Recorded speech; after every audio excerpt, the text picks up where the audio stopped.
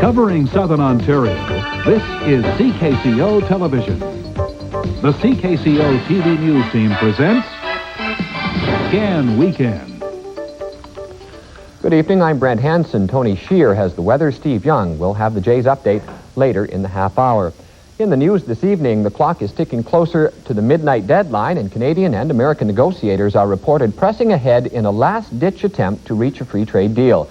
Trade Minister Pat Carney says it will likely not be reached until the last minute. We'll have an update on that story later in the news. A hit and run and a fiery car crash overnight have left 2 people dead in the province over the past 24 hours. Police have already arrested a suspect in the hit and run, but they're still trying to determine who was the lone occupant of a car that burst into flames after it left the road north of Elmira last night. One person was killed last night in this single-vehicle accident on Wellington County Road 8, just north of Elmira. Mount Forest Provincial Police say a car went through a stop sign, crossed through an intersection, hit a ditch, and then burst into flames.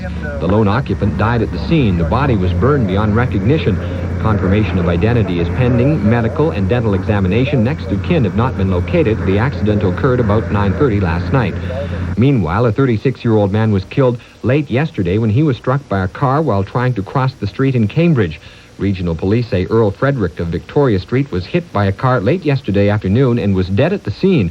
Police have arrested 52-year-old Robert Rook of Cambridge and have charged him with leaving the scene of an accident.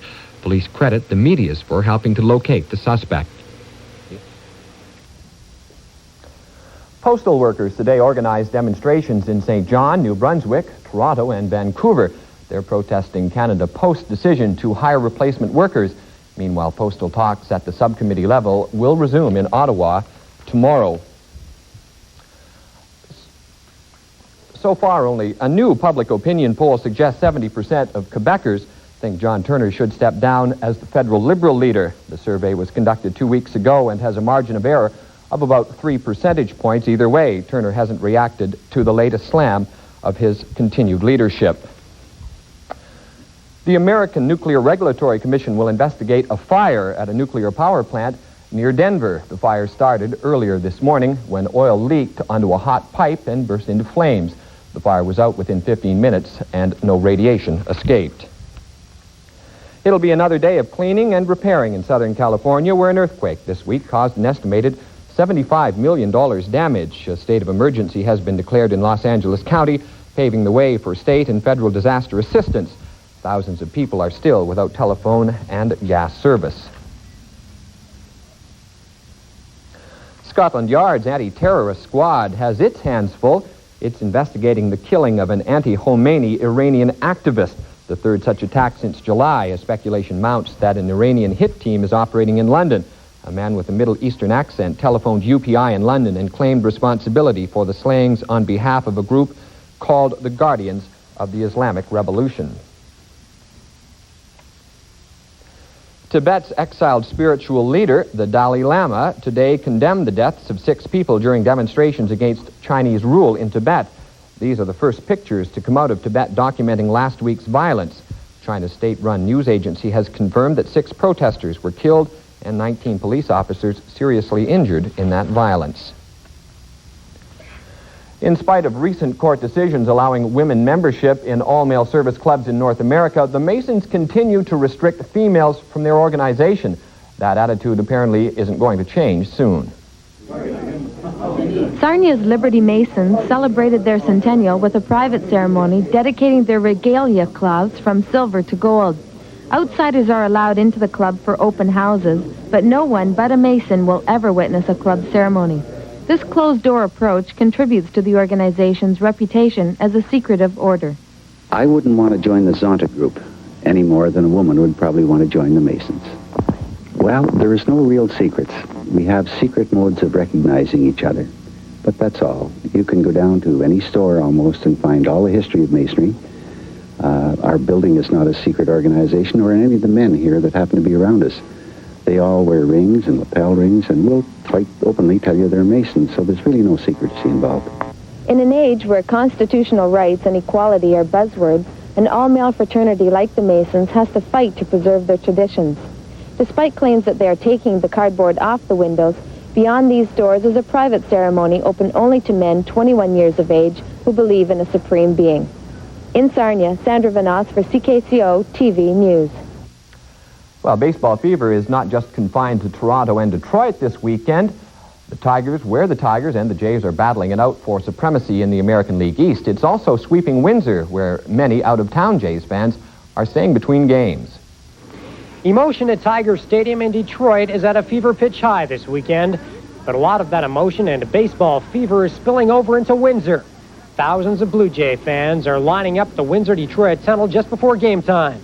They're spending money in Detroit on tickets, but they're filling hotels in downtown Windsor. Between games, many Ontario baseball fans head back to Canada, where their Canadian money goes further in hotels, restaurants, and bars. How much do these fans spend on a weekend of baseball? I'd say about $100 each for 2 days down here, $8 on tickets and the rest on accommodation and refreshments. I don't know, what was it, about 12-beer trip? Easy. 12-beer trip, 3.5 hours, 4 hours, a great trip down. After spending all that money, it's not surprising that baseball fans are switching from expensive steaks to less expensive foods such as raw cat meat and poultry. But while in Detroit, eating is a luxury reserved for those Jays fans who aren't eaten first. Despite the abuse, they say it's worth it.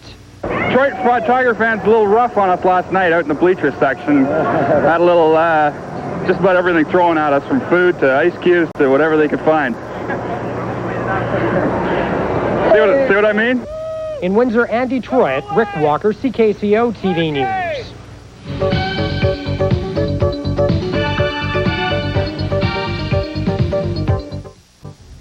After years of being operated from various people's homes, the Cambridge and District chapter of the Canadian Diabetes Association finally has a place to hang its hat. Linda Richards files this report. 31 million people worldwide have been allowed to live since the discovery of insulin. But insulin is a control, not a cure, and millions of dollars must be spent annually to fund research to end the disease. Public awareness is the key to successful fundraising.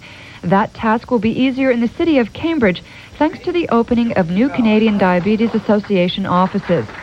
To celebrate finally having a place to hang their hat, the Brent recognized several organizations that have lent their time and talents to promoting public awareness. Among them, CFCA's Phil Meehan and CKCO-TV's news reporter /Ham, Bruce Johnson. I believe that someday diabetes will be history. Well, thank you. Thank you. I hope there's no sugar in that cake. All kidding aside, research does seem to be paying off.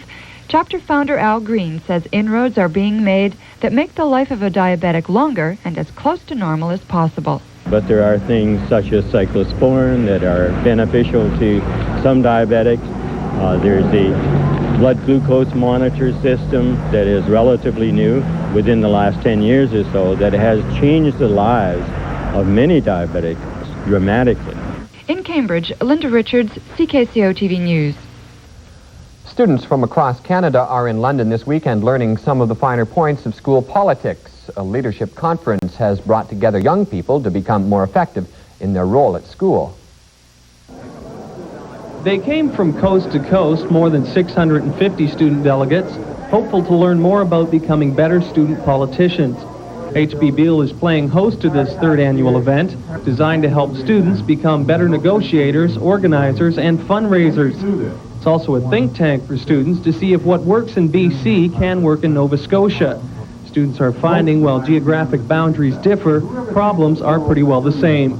You find that a lot of problems are similar. The school spirit, dealing with the administration, fundraising, those problems are similar clear across the country. Young people here say student politics is changing for the better. They say no longer is it only members of the school honor roll who run for office. However, while there is enthusiasm, it could still use a boost. No, I think it's school spirit and getting that spirit. That seems to be the problem from a lot of different schools. But I think we've learned an awful lot during this conference. We can make a big difference. A student council guest from south of the border says Canadian schools are way ahead when it comes to student government. And their student council and our student council is a whole lot different. You know, like the Clark Road School has an office and everything, and we meet maybe once a month in our classroom. And it's so much more advanced here. Representatives hope they can return home with ideas that will help motivate others to become more involved with their school, be it joining school politics themselves or at least joining in when they sing the school song. In London, Pat Foran, CKCO-TV News. If you were looking for an advanced taste of Oktoberfest, one that didn't include hops, barley, or malt, Fairview Park Mall in Kitchener was the place to be today. Dozens of displays representing the various cultural events in the upcoming Oktoberfest drew some pretty big crowds.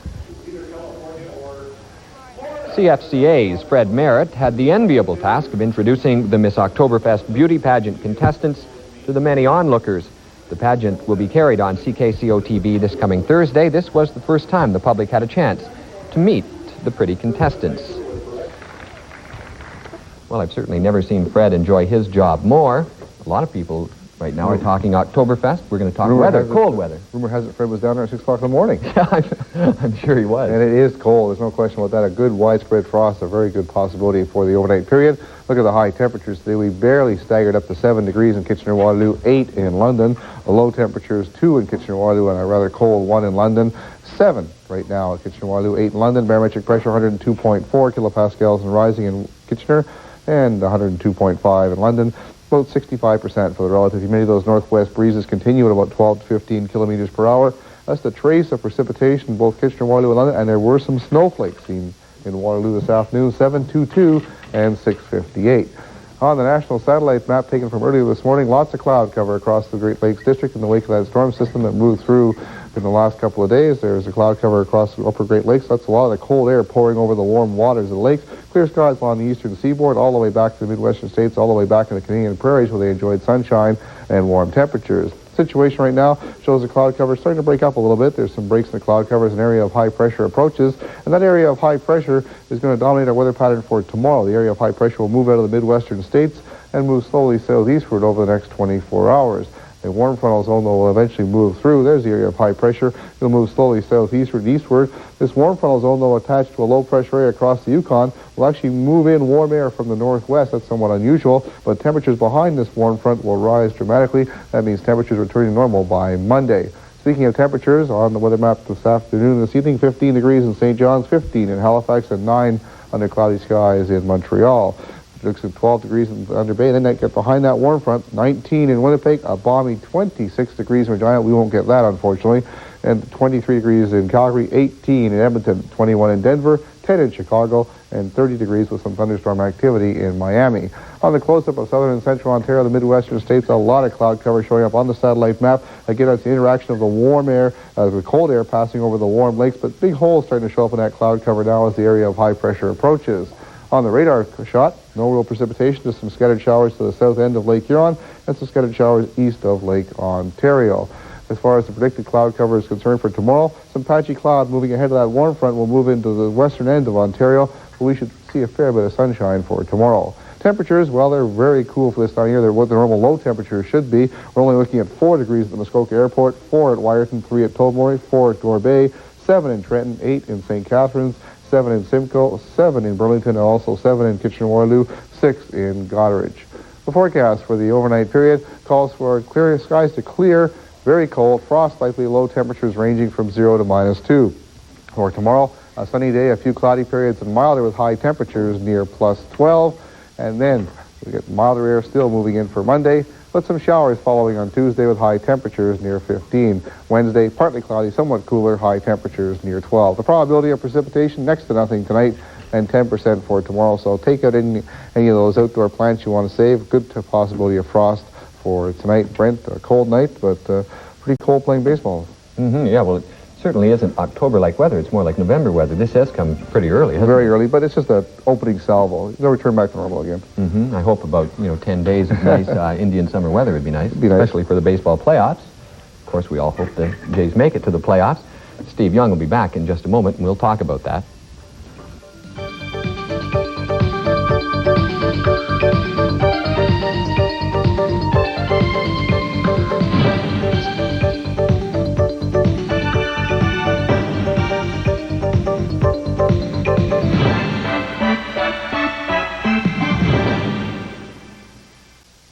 Steve's here. It's time now for a post-mortem on what happened to the Jays today. Exactly. What a nail-biter at Tiger Stadium, and what a heartbreaker for the Toronto Blue Jays.